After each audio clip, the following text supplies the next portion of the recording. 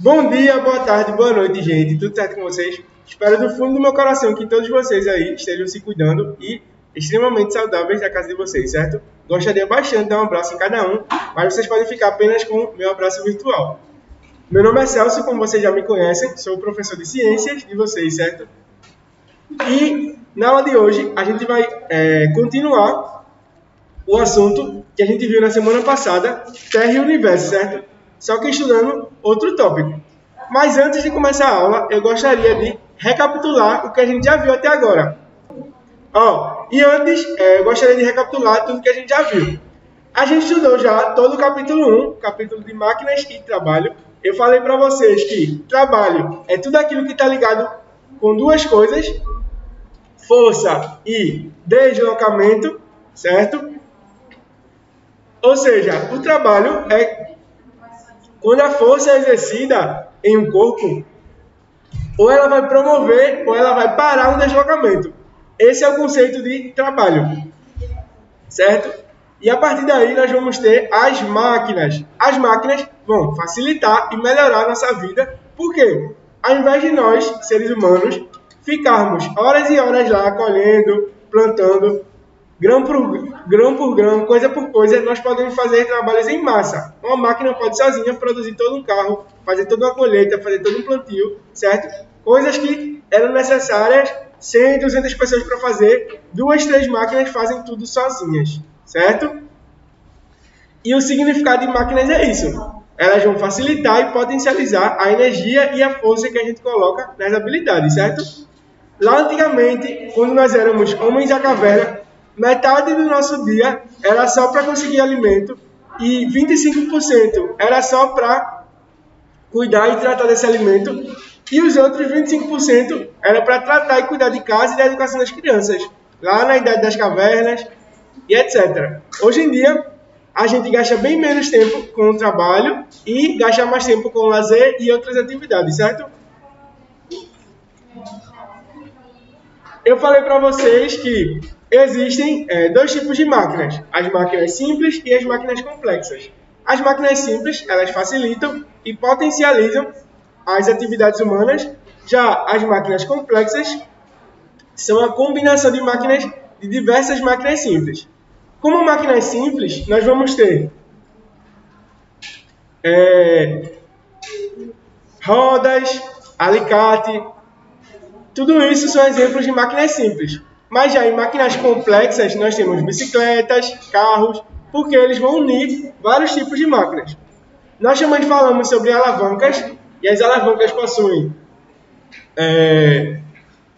duas estruturas principais, o fulcro e a base, ou base, né, que fica por baixo, e o objeto rígido ou haste, que é a parte que fica em cima. Lembra que eu desenhei no quadro? Um triângulo e a parte que fica em cima. E falei para vocês que, enquanto maior a haste, menor a força exercida no objeto.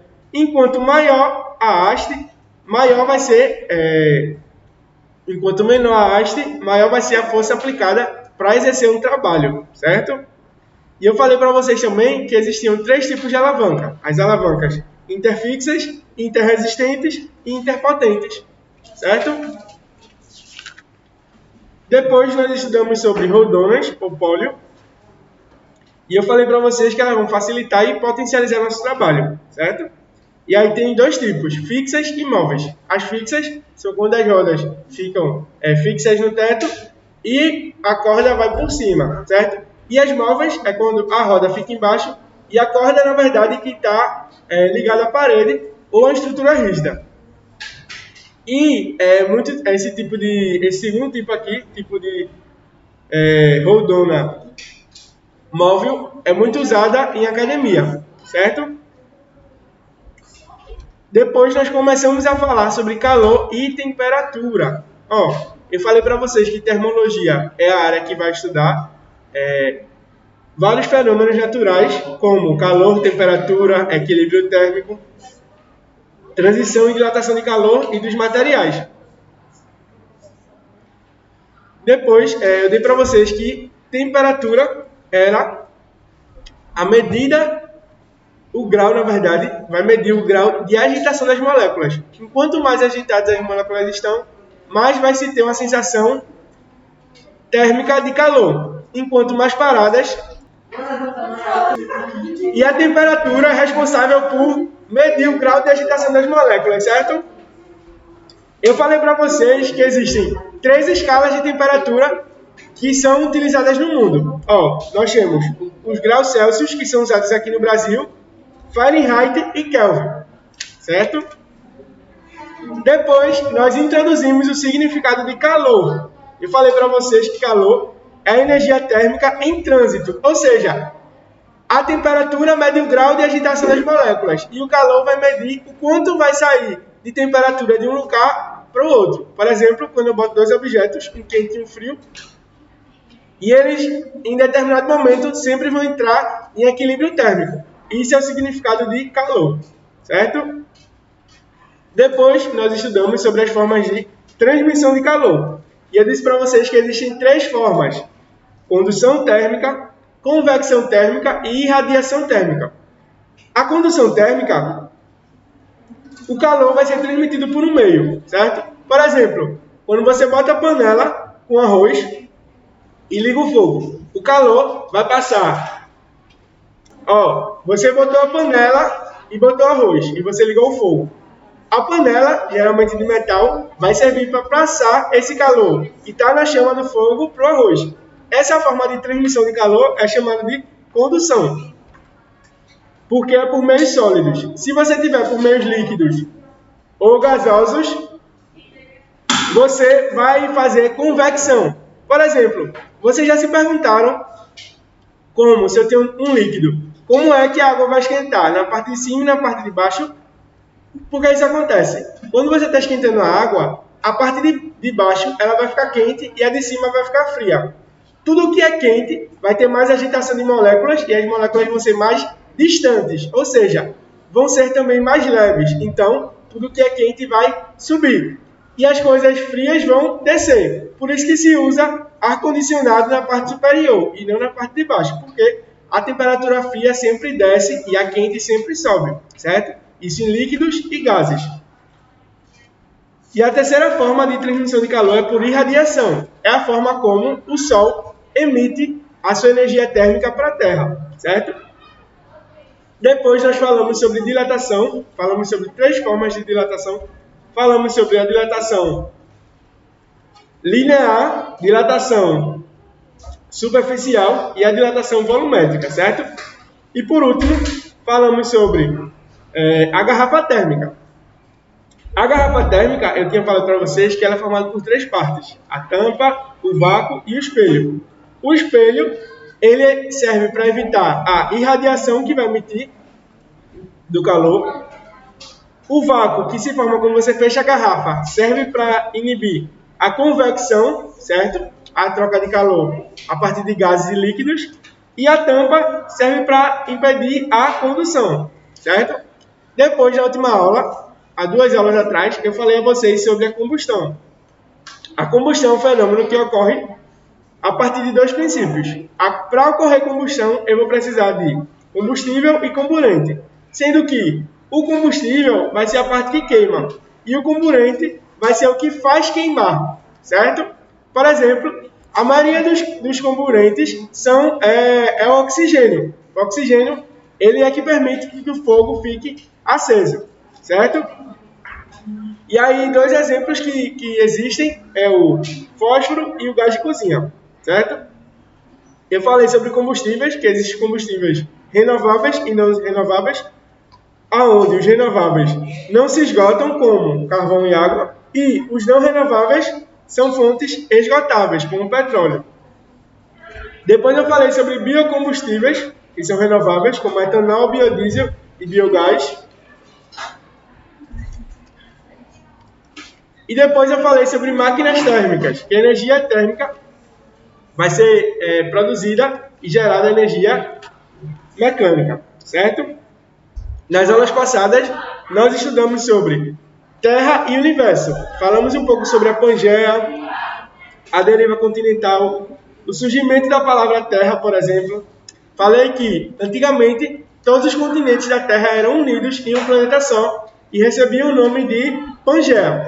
Atualmente nós vamos ter 5 grandes continentes. Quem é que lembra? América, África, Europa, Ásia e Oceania. Temos 5 continentes povoados pela humanidade, certo? Lá antigamente, há 4,5 milhões de anos atrás, era um continente só chamado de Pangeia, certo? E o que vai explicar o que a Pangeia se tornou 5 continentes que nós conhecemos é o que a gente vai chamar de deriva continental. Que eu falei para vocês que existem as placas tectônicas que ficam embaixo e a crosta, as partes dos planetas ficam em cima. Só que aqui embaixo é uma parte imóvel, ou seja, é como se você botasse um pedaço de madeira em cima da água. Ele não vai boiar e ele também não vai se mover. As placas tectônicas fazem a mesma coisa e elas se movem 2 centímetros por ano. Cada continente se move 2 centímetros por ano, alguns para a direita, alguns para a esquerda, certo? E no encontro dessas placas tectônicas é que vai ocorrer terremotos, tsunamis e etc, certo? Porque essas placas vão se chocar. E eu falei para vocês que existem 3 formas de encontro de placas. As placas podem ser divergentes, quando elas estão se afastando, podem ser transformantes, quando elas estão deslizando uma na outra, ou podem ser convergentes, quando uma está descendo e a outra está subindo. É assim, por exemplo, que se formam montanhas, certo? E na aula de hoje, nós vamos estudar um novo tópico, certo? Gente, dando continuidade aqui à aula, na aula passada, a gente viu vários tópicos sobre terra, formação da terra, movimentos de placas tectônicas, certo? Na aula de hoje, nós vamos estudar um pouco sobre terremotos, tsunamis, se podemos ou não prever esses terremotos e tsunamis, e um pouco sobre erupções vulcânicas e os impactos ambientais de ordem natural, certo? Vamos começar? Terremoto. Importante que vocês anotem tudo que eu estou escrevendo. É de grande importância que vocês anotem tudo o que eu estou escrevendo, certo? Terremotos. Como é conceituado um terremoto? Um terremoto vai ser o choque das placas tectônicas, certo? E ele vai causar tremores,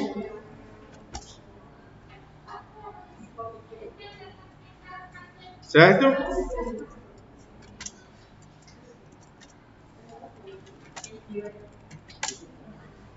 Nós temos aqui um exemplo dos efeitos que o terremoto pode causar. Vou pegar outro.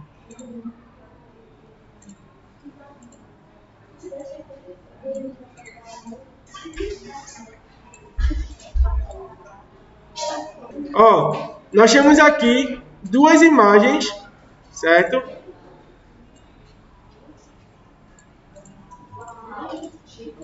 Que o terremoto, provando aqui o que o terremoto causa. Algumas regiões do mundo estão muito preparadas, como o Japão, por exemplo, para receber um terremoto de grandes escalas. Mas, entretanto, algumas regiões do planeta, como o Brasil, por exemplo, que vive acima da placa tectônica, como nós falamos na última aula, certo? Tem uma incidência, uma ocorrência menor de terremoto. Então, no Brasil, por exemplo, acontece bem menos terremotos do que no Japão, que tem um encontro entre as placas tectônicas. Entretanto, devido a isso, o Japão, por exemplo, é muito mais preparado geograficamente, politicamente e na parte das engenharias para se preparar contra terremotos. Ou seja, os prédios lá já são construídos pensando em terremoto, enquanto aqui no Brasil isso não existe. Se a gente sofresse um terremoto de escala 3 ou 4, o país praticamente todo seria dizimado. Já no Japão seria algo comum, certo?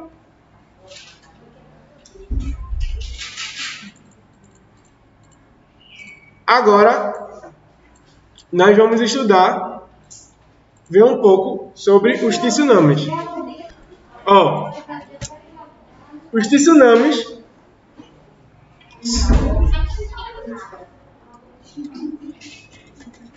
tsunamis acontecem quando os choques entre placas tectônicas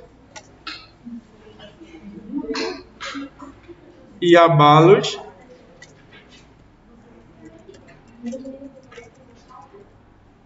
acontecem nos mares, oceanos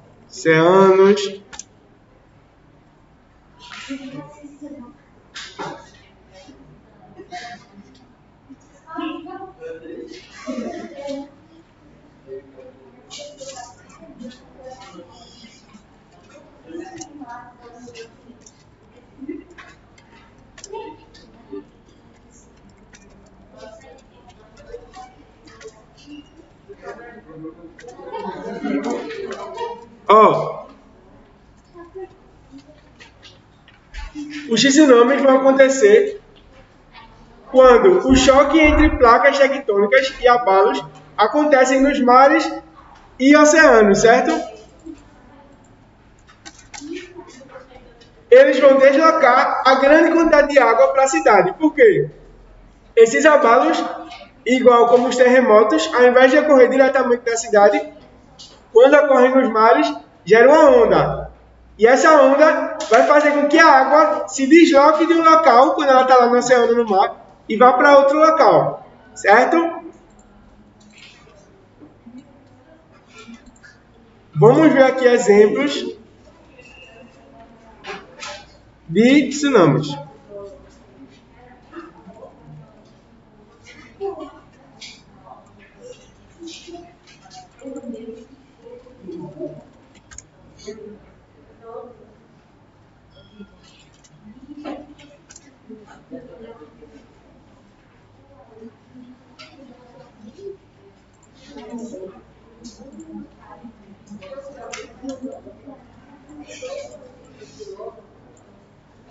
Aqui,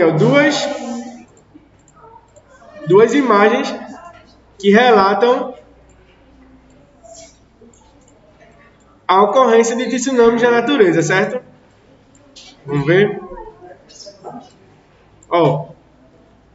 Aqui está mostrando duas etapas. Após a ocorrência do tsunami e antes. Estão vendo? Antes e depois. Antes e depois.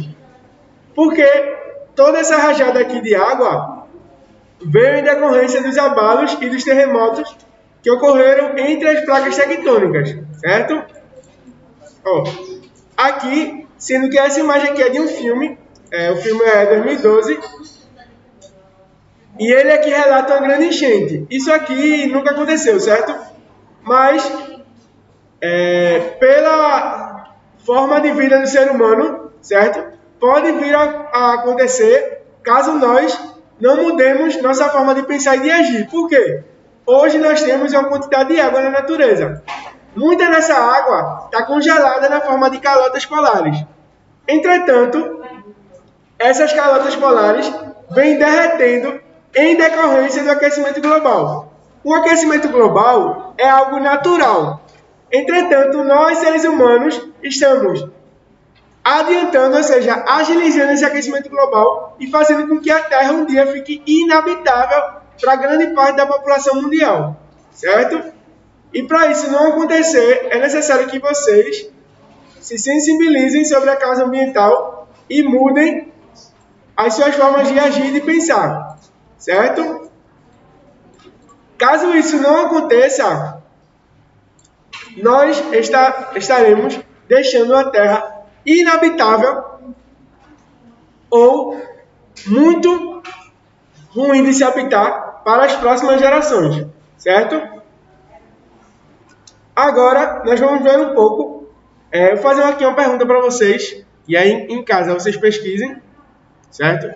Uma pesquisa rápida aqui só para complementar o que eu vou falar na aula. Essa é a pergunta aqui.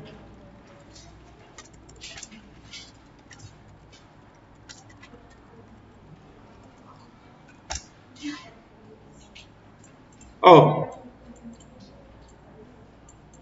será que podemos prever terremotos? E aí, o que é que vocês acham? Os terremotos, eles podem ser previstos ou não? A resposta é não. Não podemos prever quando exatamente os terremotos vão acontecer, com exatidão. Entretanto, nós temos indícios da ocorrência desses terremotos quando virão a acontecer. Por exemplo, antes de um terremoto acontecer, vários pássaros saem da sua região que moram e migram de forma estranha. Isso é um grande indício, tanto os pássaros quanto outros animais indicam que, sim, que os animais sentem quando vai acontecer algum terremoto, certo?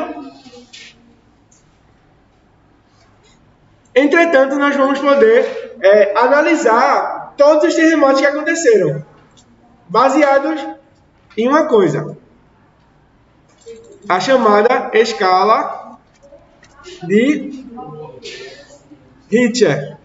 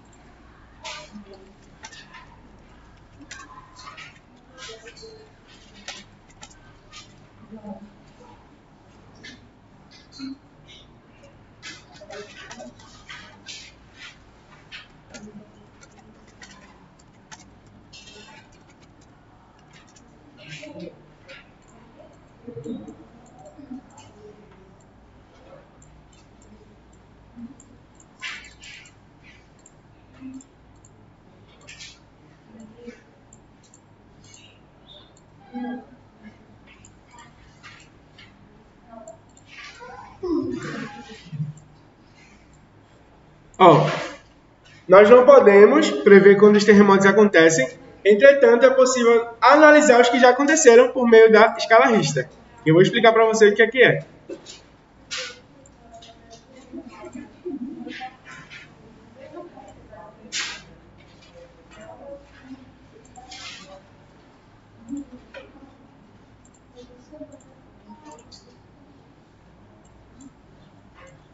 Ó, a escala Richter é uma escala que vai de 0 a 10, certo? E ela vai dizer a gravidade do terremoto a partir de alguns princípios. Tanto os princípios em comparação, ou seja, os terremotos mais graves da humanidade, quanto os princípios em menor escala, certo? E aí nós temos os terremotos menores que 3,5 graus. Me desculpem, mas aqui está em espanhol, certo? Não copiem aqui essa parte. Os menores de 3,5 graus geralmente não se sente, certo? Mas, entretanto, se registra. Lembrando que aqui está em espanhol, mas eu vou estar traduzindo aqui para vocês. De 3,5 a 5,4, você sente o terremoto, mas ele não causa dano, certo? E de 5,5 a 6, ele vai adicionar muitos danos aos edifícios mais construídos e outras construções em um raio de 10 km, certo? De 6,1 a 6,9, ele pode ocasionar danos severos em regiões que se vive muita gente, certo?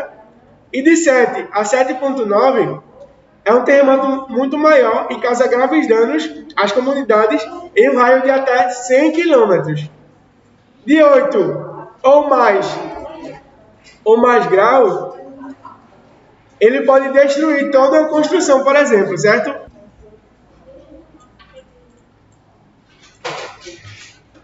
E aqui também, ó, 0, 1, 2, 3, acidentes leves. Acima de 4, já acontecem coisas mais pesadas, certo? Ó, a escala Richter, ela foi criada em 1935.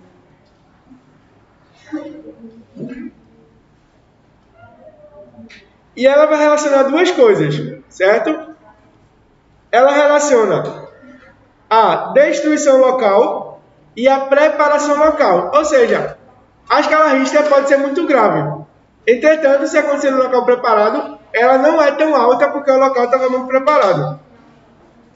O Brasil não tem muitos terremotos porque ele está acima da placa sul-americana, como eu falei na aula, certo?